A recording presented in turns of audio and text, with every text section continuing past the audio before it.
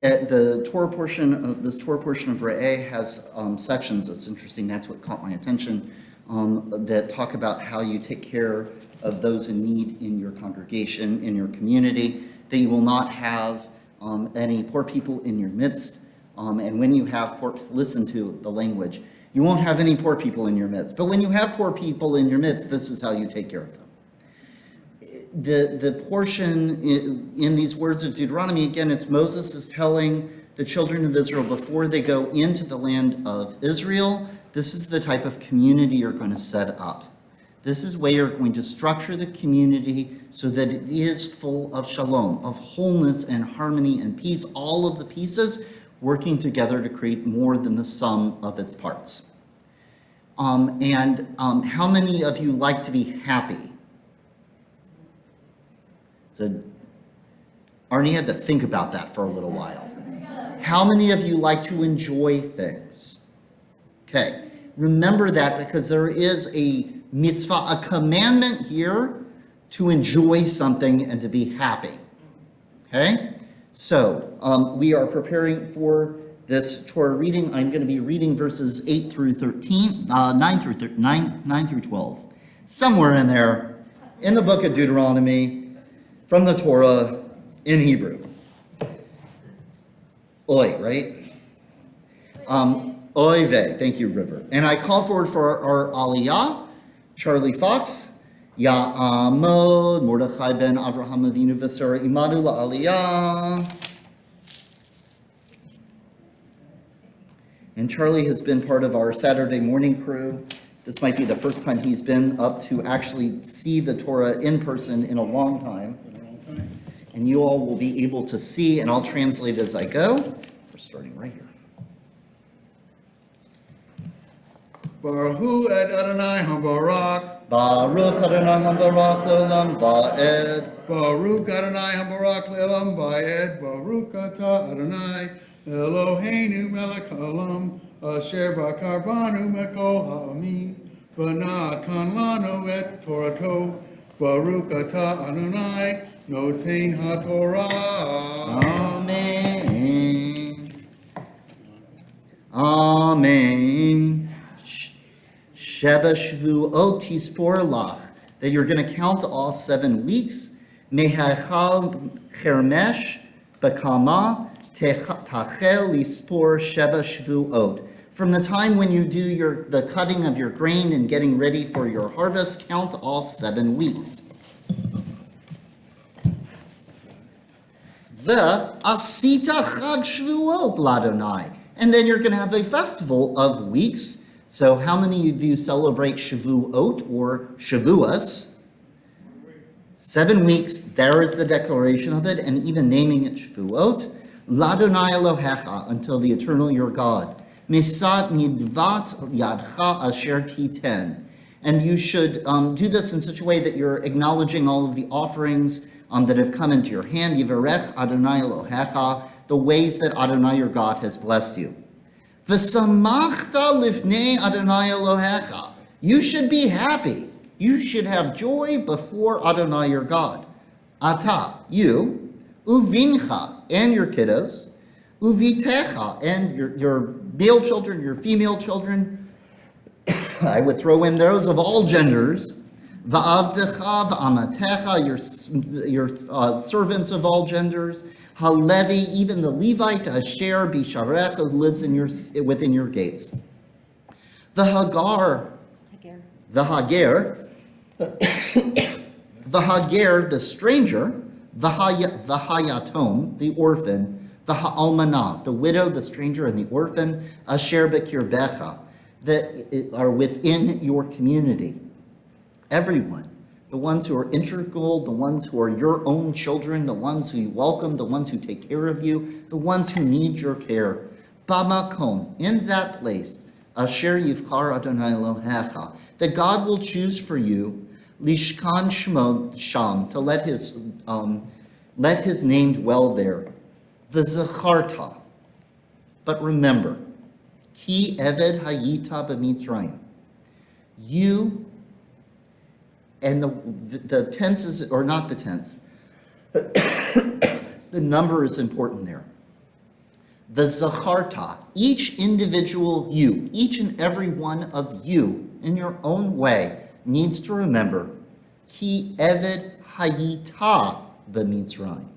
Each one of you. And this is Moses. He's not talking to the generation that came out of Egypt. He's talking to their children and grandchildren. They weren't ever slaves in Egypt, but he is reminding them, remember, you, each one of you, each one of us were slaves in Egypt, b'mitzrayim, in that stuck and narrow place. V'shamarta, preserve it, protect it. V'asita, do it. Et hachukim ha'ela, these rules.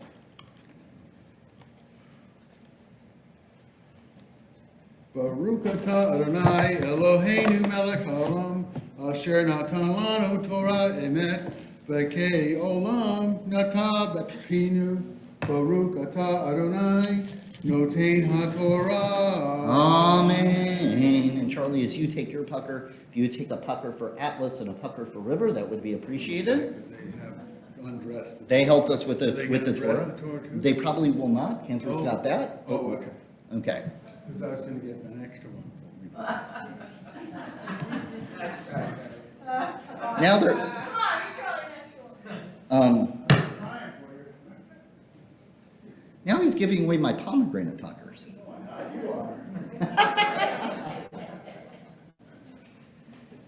So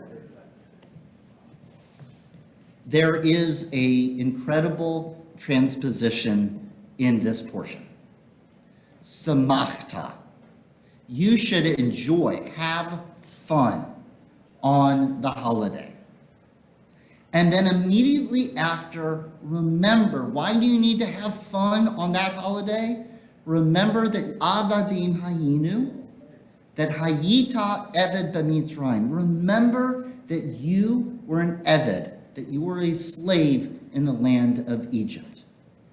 That you worked and you didn't get taken care of, that you were in that stuck and narrow place. It is powerful that our tradition, that these words of Torah tie those pieces together.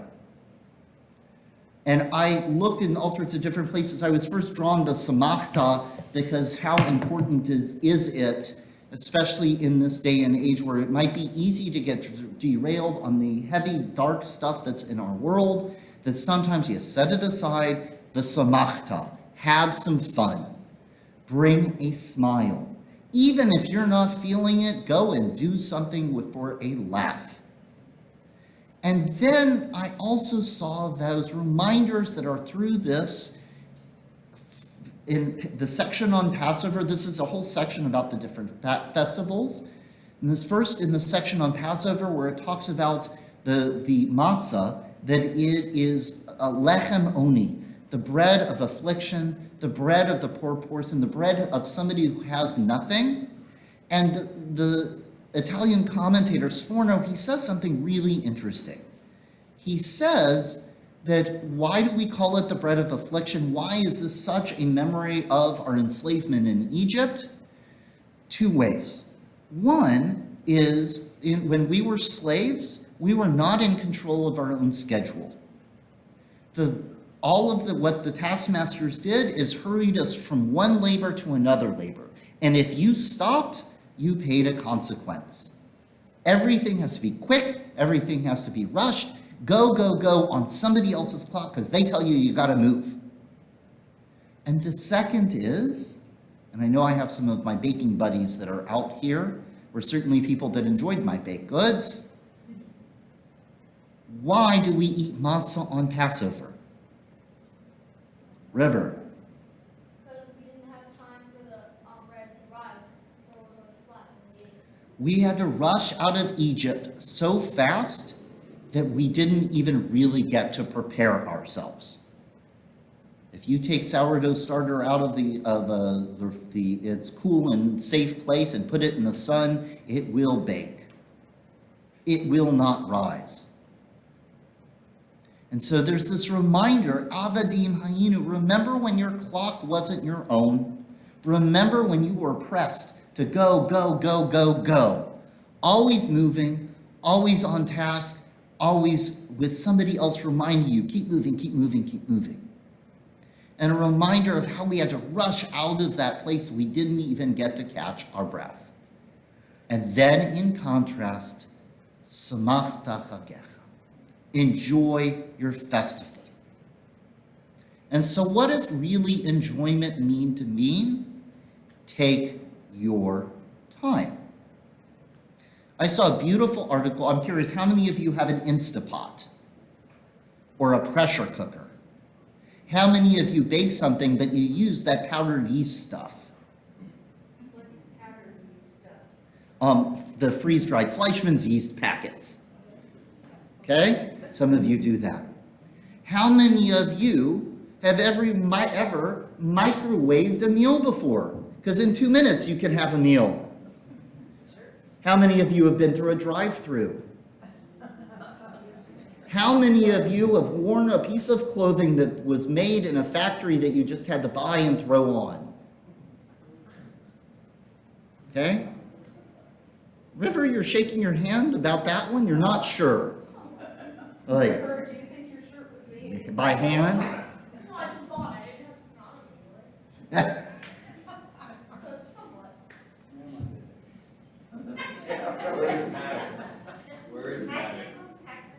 It's always going to be technical. My point is very simple. And there's a beautiful illustration. There's an incredible article about cholent. How many of you have made cholent before? Cholent. Cholent is an incredible Eastern European stew. It is brisket and potatoes and beans and onions and carrots, and it is slow cooked. You do make that. You call it pot roast, but you do it. Call like the old days. So here's the reason. Here's the point. A woman was curious, if I do my cholent in an Instapot, does it come out the same as if I slow cook it? So the idea was that when you take your challah out of the oven's really hot, and you put your cholent in, and then you turn off the oven. So as the oven is cooling over time, the cholent would slow cook in your oven. So your oven is not on for Shabbat, and when you come back on Saturday afternoon, your cholent is nice and cooked and ready for you. Okay? That's the idea of cholent. Well, she was curious if you can do the same thing in an Instapot. The beauty of an Instapot is it's a pressure cooker.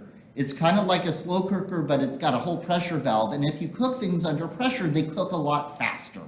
Okay? So the key to a very tender piece of beef in a short period of time is cook it under pressure. Okay? Bobby Flay loves his pressure cookers. Okay? And an Instapot is just a fancy form of a pressure cooker. And so she wanted to test this. And what she found was really quite interesting. She did an Instapot cholent and a oven slow cook cholent. And what she found was they both tasted good. Open them up, they sure tasted good. The difference was that in the Instapot, it was just beef stew. The meat cooked, the potatoes cooked, the onions cooked, but the difference was the cholent was a cholent. Over that time of slow cooking, the water evaporated, the meat caramelized, the juices had a chance to render, and the whole experience of what happened in that pot is something that became more than the sum of its parts. Now, I will be the first to tell you, I strongly advocate for Jewish cooking. Strongly advocate for Jewish cooking. If you don't want to make a cholent, make a tzemes. If you're not sure about making a tzemes, then make a kugel. If you're not sure about a kugel, try a challah, and if not, talk to me and I'll hook you up. But my point is actually a little bit different. Slow cooking is just one example, but it's something we all need to hold in mind. If we're really going to do Oneg Shabbat, enjoy Sabbath, if we're really going to make Shabbat and these holidays a time of simcha, if we're really going to remember what it was like for our ancestors, we, Zacharta, you, should remember that you were slaves in Egypt. We know those moments of pinchness. We know those moments, and think about it for just a moment. It is not necessarily the taskmaster that is telling us to hurry. How many of us hurry because of the way that our culture is set up, or because the way we live our culture? How many of us have our clocks and our schedule and our alarms? And how many alarms can you set on Alexa to make sure you keep track of everything that's going on? I don't know how many. I think you can set up to 3. That's my guess. As Charlie says, there is no limit. Yeah, let's ask Google. Zacharta, remember that you were slaves. We have these moments, we know that experience. This Torah portion reminds us that we have to remember that experience of rushing, that whether we are rushing ourselves because we're trying to fit a square life into a round peg, we have to remember those times where somebody else or a task has rushed us and we have gotten off kilter, that we have stolen our energy. And it's not all the time. It's 6 days we do work. But on the 7th day, on Shabbat, may each of us find that way to enjoy the time, to let something be slow, to let something cook, to let something ferment, to let something rise, whether those are food words